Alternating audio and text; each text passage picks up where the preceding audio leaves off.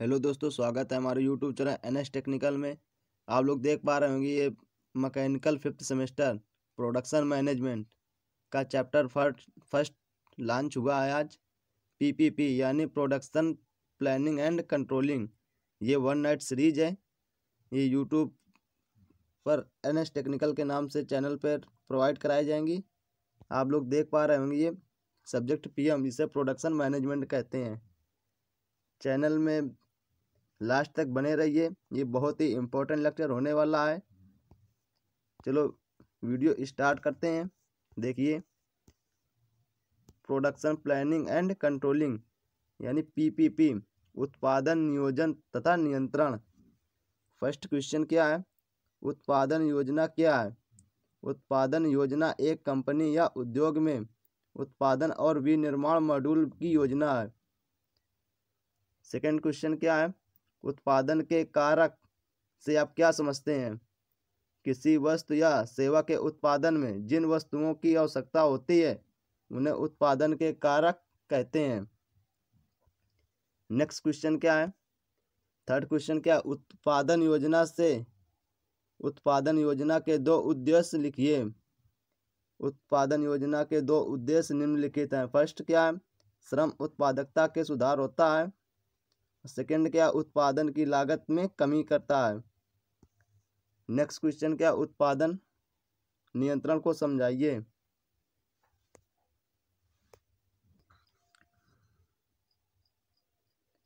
उत्पादन नियंत्रण को समझाइए। आंसर क्या है इसका? उत्पादन नियंत्रण किसी भी विशेष उत्पादन या संचालन की देखरेख और नियंत्रण की गतिविधि है। उत्पादन नियंत्रण अक्सर एक विशिष्ट नियंत्रण कक्ष या संचालन कक्ष में चलाया जाता है। सूची नियंत्रण और गुणवत्ता नियंत्रण के साथ उत्पादन नियंत्रण संचालन प्रबंधन के प्रमुख कार्यों में से है। नेक्स्ट क्वेश्चन क्या है? ये देखिए, ये खंड बा है। ये लघु और दीर्घ उत्तरीय प्रश्न है। ये 5 नंबर के प्रश्न आते हैं। देखिए क्या है? उत्पादन योजना और नियंत्रण को प्रभावित करने वाले कारकों का वर्णन कीजिए। निम्न कारक हैं, देखिए कौन कौन से हैं। फर्स्ट क्या है? कंप्यूटर का उपयोग, यूज ऑफ कंप्यूटर। आधुनिक कारखानों एवं कंपनियों में ऑफिस स्वचालन में कंप्यूटर, पंचिंग मशीन आदि का प्रयोग किया जाता है। इसकी सहायता से कारीगरों एवं मशीनों की गणना को आसानी से किया जाता है। मौसमी विचरण। कुछ उत्पादों की मांग मौसम पर निर्भर करती है या मौसम के द्वारा प्रभावित होती है। उदाहरण, छाते तथा रेनकोट वर्षा के मौसम पर निर्भर करते हैं, क्योंकि वर्षा के मौसम में ही इनकी मांग बढ़ती है। उत्पादन योजना एवं नियंत्रण के दौरान इन बातों का विशेष रूप से ध्यान रखना चाहिए। इसी के चलते इनपुट एवं आउटपुट की गतिविधियों का प्रयोग में लाना चाहिए। नेक्स्ट क्वेश्चन क्या है? थर्ड पार्ट, परीक्षण विपणन टेस्ट मार्केटिंग। बाजार की प्रवृत्ति को जांचने के लिए समय समय पर परीक्षण के लिए नए उत्पादों को लाना पड़ता है, जिसका एक नियमित रूप से चल रहे उत्पाद के ऊपर गहरा प्रभाव पड़ता है। यह एक छोटा उपक्रम होता है, फिर भी इसका उत्पाद पर प्रभाव पड़ता है। नए उत्पाद के आने से पुराने उत्पादों की बिक्री में गिरावट आ जाती है, इसलिए उत्पादन करते समय इनका भी विशेष रूप से ध्यान रखना चाहिए। प्रकृति भी नियंत्रित उत्पादन को प्रभावित करती है। नेक्स्ट क्वेश्चन क्या है? फोर्थ नंबर, बिक्री के बाद वारंटी। यह सफलता के लिए एक महत्वपूर्ण पैरामीटर बन गया है। बिक्री के बाद अनेक उत्पादों को रिपेयरिंग के लिए वापस लौटा दिया जाता है। इन कारणों की वजह से उत्पादन लाइन में भार बढ़ जाता है। देखिए नेक्स्ट क्वेश्चन क्या है, ये बहुत ही इम्पोर्टेंट क्वेश्चन है। उत्पादन योजना एवं नियंत्रण पीपीसी के उद्देश्यों को लिखिए। ये PPC production planning and controlling, ये बहुत ही महत्वपूर्ण क्वेश्चन है। देखिए इसका क्या है, फर्स्ट नंबर क्या है, सुरक्षित एवं आर्थिक उत्पादन प्रक्रिया सुनिश्चित करने के लिए। नेक्स्ट क्या, उत्पादकता को अधिकतम करने एवं पौधों का प्रभावी ढंग से उपयोग करने के लिए। थर्ड क्या, उत्पादन प्रक्रिया में उचित समन्वय द्वारा दक्षता को अधिकतम करने के लिए। नेक्स्ट क्या, माल की उचित डिलीवरी सुनिश्चित करने के लिए। नेक्स्ट क्या, नौकरी पर योग्य व्यक्ति को रखने के लिए। नेक्स्ट क्या, श्रम कारोबार को कम करने के लिए।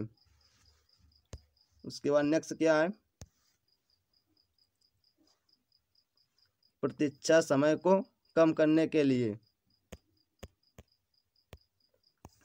नेक्स्ट क्वेश्चन देखिए, उत्पाद योजना एवं नियंत्रण के चरणों का वर्णन कीजिए। क्या है, पूर्व योजना प्री प्लानिंग। उत्पादन योजना के इस चरण के अंतर्गत उत्पादन डिजाइन,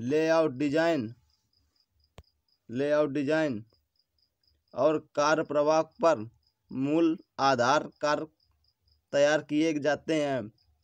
उपलब्धता के दायरे एवं व्यक्तियों, मनी सामग्री, मशीनें, समय की दक्षता से संबंधित संचालन का अनुमान लगाया जाता है। योजना प्लानिंग क्या है इनकी,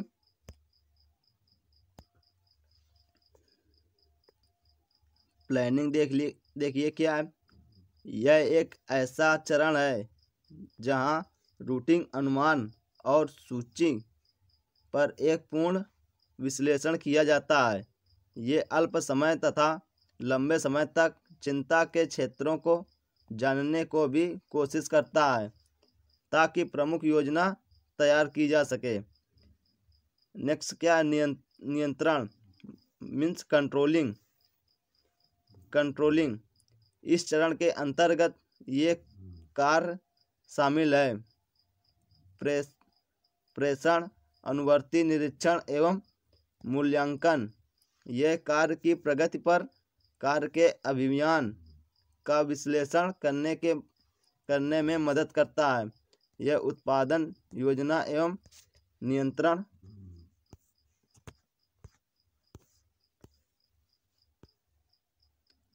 नियंत्रण के चरणों में महत्वपूर्ण चरण है। नेक्स्ट क्वेश्चन 4 देखिए क्या है, निर्माण उद्योग में उत्पाद योजना एवं नियंत्रण पीपीसी की भूमिका का वर्णन कीजिए। ये पीपीसी ये बहुत ही महत्वपूर्ण क्वेश्चन है। देखिए ये 100% इस बार बीटीयूपी के एग्जाम में 100% आएगा ये क्वेश्चन, इसको रट लें बिल्कुल। उत्तर क्या है, निर्माण उद्योग में उत्पादन योजना एवं निर्माण की भूमिका निम्न चरणों के द्वारा पूरी होती है। फर्स्ट क्या, रूटिंग। यह भाग योजना मीन्स प्लानिंग के अंतर्गत आता है।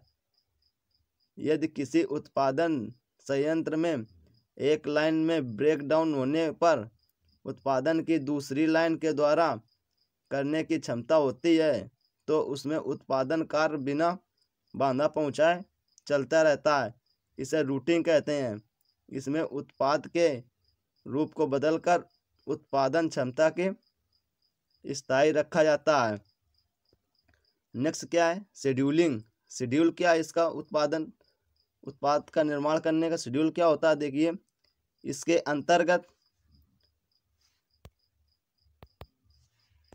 शेड्यूल देखिए क्या है, इसके अंतर्गत उत्पाद के शुरू होने की तिथि तथा पूर्ण होने की तिथि का वर्णन होता है। इसके लिए एक विस्तृत रूट शीट तैयार की जाती है जिसके अनुसार ही उत्पाद एक मशीन से दूसरी मशीन पर पहुंचाया जाता है। उत्पाद एक मशीन से दूसरे मशीन पर इसी के सहायता से पहुंचाया जाता है। नेक्स्ट क्या है, डिस्पैचिंग। देखिए डिस्पैचिंग। इसके अंतर्गत ऑपरेटर को अपना कार्य प्रारंभ करने के लिए निर्देश दिए जाते हैं। यह कार्य फायरमैन या डिस्पैचर के द्वारा किया जाता है। 4th नंबर क्या है? योजना मीन्स प्लानिंग। अनुसूची के अनुसार उत्पादन की योजना को क्रियान्वित करने के लिए कच्चे माल की प्राप्ति की योजना करना, बाहर से खरीदे जाने वाले पार्ट्स के लिए ऑर्डर देना, मशीन टूल्स आदि के लिए ऑर्डर देना आदि सभी कार्य पर योजना के अंतर्गत आते हैं। आप लोग नेक्स्ट क्वेश्चन देखिए, क्या है? सम विच्छेद विश्लेषण मीन्स ब्रेक इवन एनालिसिस का वर्णन कीजिए। सम विच्छेद विश्लेषण ब्रेक इवन एनालिसिस, और एक होता है ब्रेक इवन पॉइंट। ये भी बहुत महत्वपूर्ण क्वेश्चन होने वाला है। देखिए क्या है? किसी व्यवसाय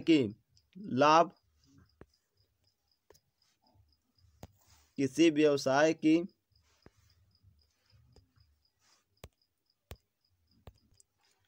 देखिए क्या दिया गया है? किसी व्यवसाय की लाभ देने की क्षमता का मूल्यांकन करने के लिए सम विच्छेद विश्लेषण ब्रेक इवन एनालिसिस एक बहुत ही उपयोगी विधि है। इस विधि में उस उत्पादन दर का निर्धारण किया जाता है जिस पर कुल आगत एक समान होते हैं, अर्थात एक वह कम से कम उत्पादन दर जिस पर फैक्ट्री में होने वाले समस्त खर्चों का योग फैक्ट्री से होने वाली समस्त आय के समान हो जाता है।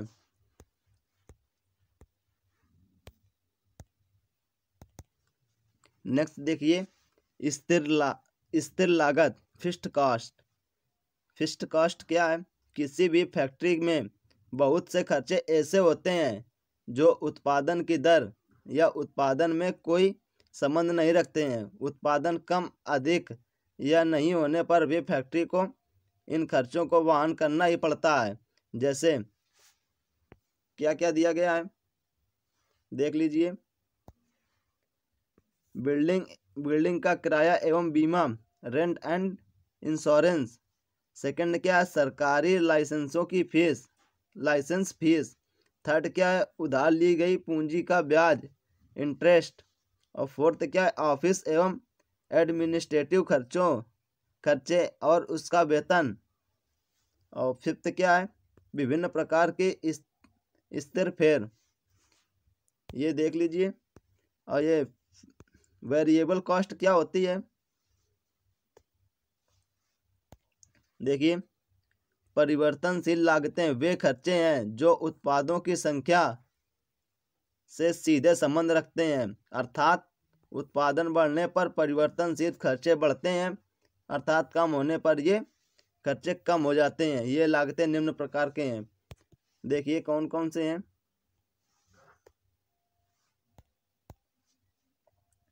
फर्स्ट क्या है? कच्चे माल की लागत, मटेरियल कॉस्ट। सेकंड का है श्रम की लागत, डायरेक्ट लेबर कॉस्ट।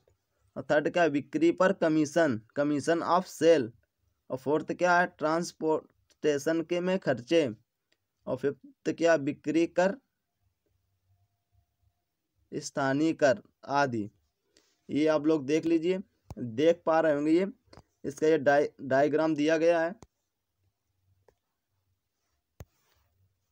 इसका डायग्राम देख लीजिए।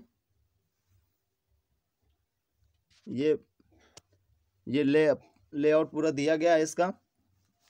आप लोगों ने डायग्राम देख लिया होगा। ये इधर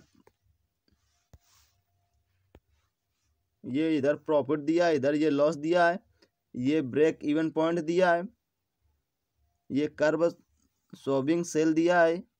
ये चलिए नेक्स्ट क्वेश्चन की ओर देखिए क्या दिया गया है। नेक्स्ट क्वेश्चन, ओवरहेड लागत को समझाइए। ओवरहेड लागत क्या है?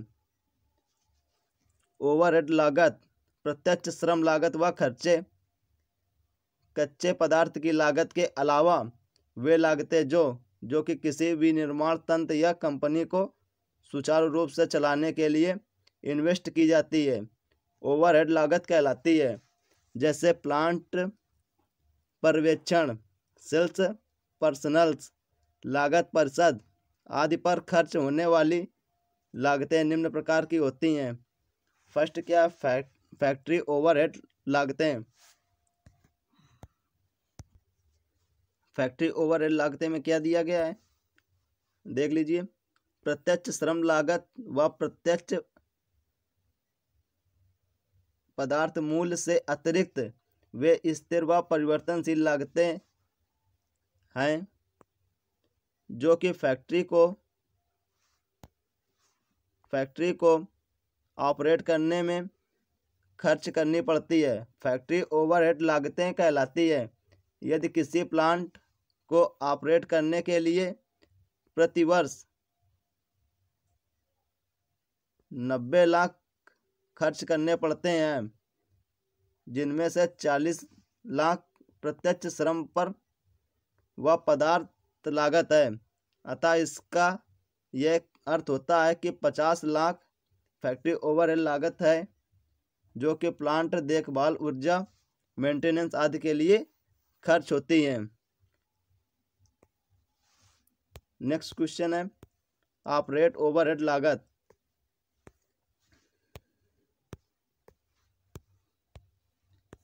देखिए, ऑपरेट ओवरहेड लागतों में ऑपरेट ओवरहेड लागत वे लागत हैं जो कि किसी कंपनी को चलाने के लिए आवश्यक होती है तथा उत्पादन कार्यों से संबंध नहीं रखती हैं, जैसे बीमा, ऑफिस, एडमिनिस्ट्रेटिव खर्चे आदि। माना किसी कंपनी की प्रत्यक्ष श्रम लागतें, फैक्ट्री ओवरहेड लागतें व कारपोरेट ओवरहेड लागत क्रमशः 60 लाख, 80 लाख और 96 लाख है। तब कारपोरेट ओवरहेड लागत इज इक्वल टू क्या है, 96 लाख अपन 60 लाख इज इक्वल टू 1.6। आप लोग ये देख रहे होंगे फैक्ट्री ओवरहेड लागत और कारपोरेट ओवरहेड लागत में कौन कौन से होती हैं। ये फर्स्ट दिया प्लांट पर्यवेक्षण, ये लाइट है, और इधर दिया सेल्स पर्सनल, टैक्स है, ये लाइन फोरमैन है, heat, accounting department, office sales है, ये आप लोग देख पा रहे होंगे, मेंटेनेंस, बीमा। उसके बाद ये इसका जो दिया बैच के उत्पादन में लगी प्रत्यक्ष श्रम लागत 9 × 100 900। उसके बाद इसका ये कैलकुलेशन है, आप लोग देख पा रहे होंगे। ये बहुत ही इम्पोर्टेंट लेक्चर होने वाला है एग्जाम के पॉइंट्स ऑफ व्यू से। लेक्चर को अंत तक देखें। लेक्चर में अंत तक बने रहने के लिए धन्यवाद।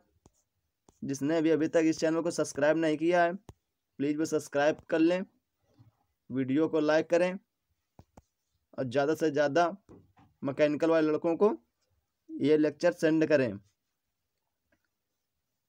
Thanks for watching this video. मिलते हैं नेक्स्ट लेक्चर में।